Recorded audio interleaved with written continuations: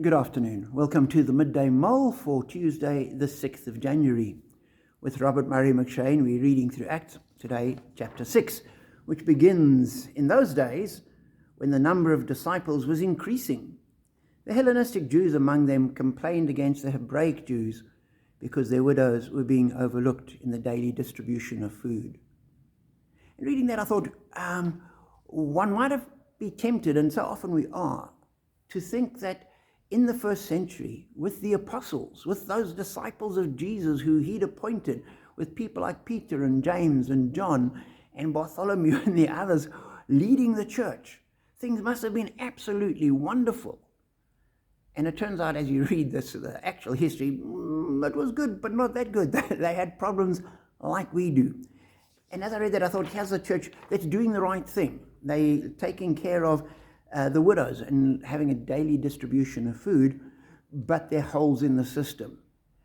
And it's clear as you keep reading that this wasn't intentional. They weren't sort of ignoring them on purpose. It was just one of those bureaucratic hitches that they were being overlooked because they immediately try to remedy it.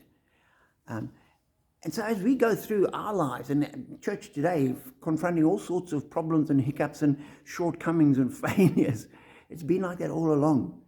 And the devil would sometimes have us think, oh, if that's happening, God's clearly not present with you. No, God is with those people, but they needed to change what they were doing. So Peter, we continue reading. So the 12 gathered the disciples together and said, it would not be right for us to neglect the ministry of the word of God in order to wait on tables.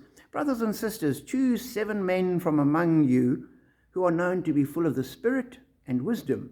We will turn this responsibility over to them, and we'll give our attention to prayer and the ministry of the word. And so the solution to the problem was find people that have the necessary gifts to do the work required. And the Bible's clear as you read through it that in the church, different people are given different gifts so that the church will run well. And too often we try to get people who are gifted in one area to do something completely different. And then we tut and are a bit annoyed or just disappointed when things fail.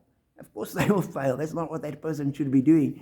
And the disciples, fortunately, could recognize that their gifting and their call was to preach the word and to pray. And so getting other people to do the running of the show, they could focus on what they should be doing. And for me, that's an encouragement in terms of running a church, but just in terms of our lives, that sometimes things might get a bit messy. There might be aspects that won't go terribly well.